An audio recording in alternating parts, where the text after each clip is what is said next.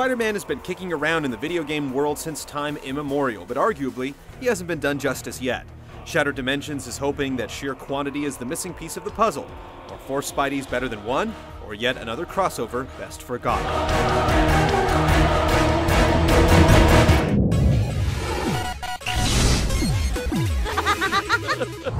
Can somebody tell me what's going on here? One day, Mysterio decides to rob a museum. His target? The Tablet of Order and Chaos, an artifact capable of bestowing unimaginable powers to its holder. Of course, Spider-Man is on the scene to stop him, and he almost does so handily. But just as Spidey's about to lay him out, the crafty prestidigitator deflects the blow with the tablet, causing it to shatter to pieces. By means of expedient plotting and unfathomable ancient magic, the pieces of the artifact are scattered throughout space and time, each landing in the clutches of a supervillain. It's up to each era Spider-Man, guided by the psychic mutant Madam Web, to liberate each bit. You must gather all the pieces of the tablet before they fall into the wrong hands. An inspiring example of the narrative potential of games, Spider-Man Shattered Dimensions is not. Take the story for what it is. It's a device that allows the designers to tie together 4 completely disparate worlds and their respective rogues galleries, and not very well at that. You shattered it. Yeah, sorry about that.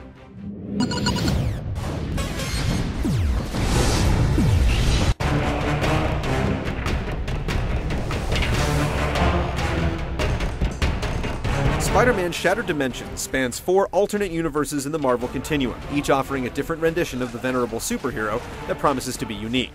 There's the Amazing Universe, which houses the Spider-Man we're most familiar with, the reimagined Ultimate Universe, wherein he's still wearing the alien symbiote suit, the futuristic 2099 universe with its genetically enhanced Spidey, and the old-timey Noir Universe, whose Spider-Man is forced to rely more heavily on stealth.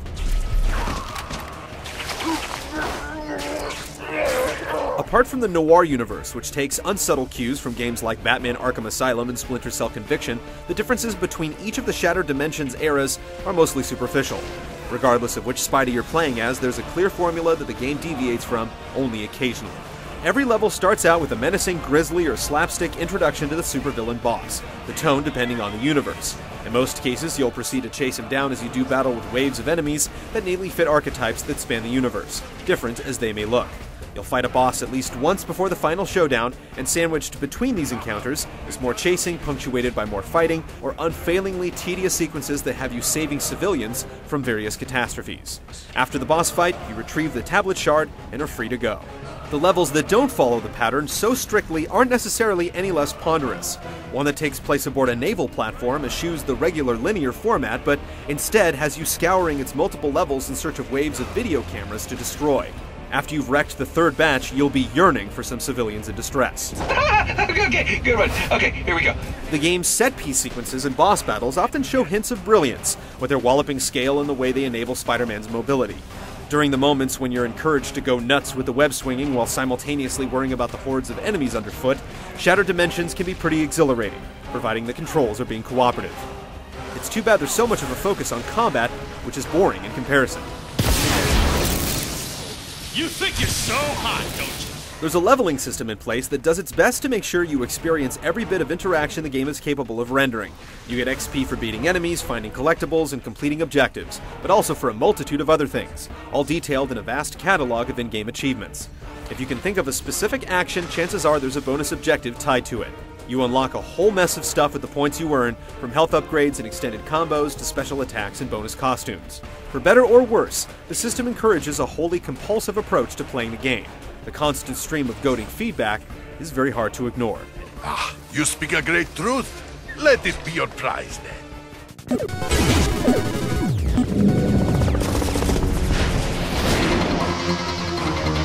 Bonus time!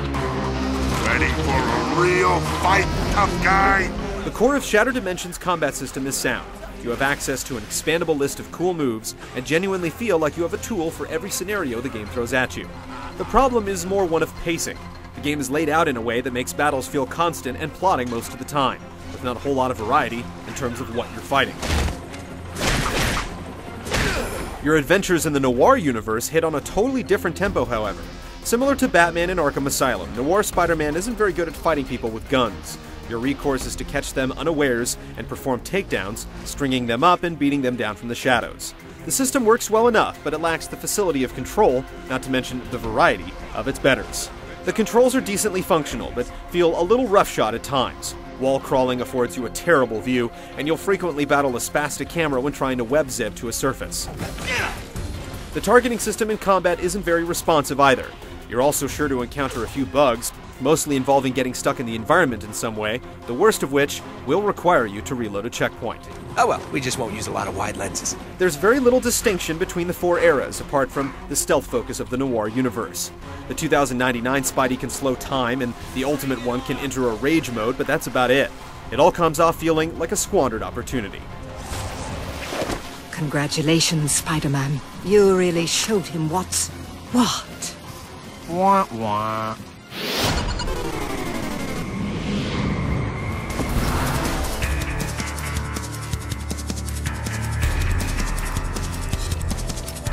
Shattered Dimensions looks convincing enough, though it's unlikely to knock your socks off. The amazing levels stand out with their vibrant looks that successfully evoke a cartoon. The noir universe hits some cool notes as well, despite the fact that its look is at this point pretty well trod. Each incarnation of Spider-Man also benefits from great voice talent, including such notables as Neil Patrick Harris and Dan Gilvezan of Spider-Man and His Amazing Friends fame. But I'm the most charming, right? The voice work lends the game a certain amount of legitimacy, but alas, they don't prevent you from getting tired of Spider-Man's knee slappers a third of the way into each level. Maybe that's the point. Wow, love your headdress. Is that from the Skull Collection? May I suggest an accoutrement? Perhaps something from the Webbing Collection. Ha! Classic.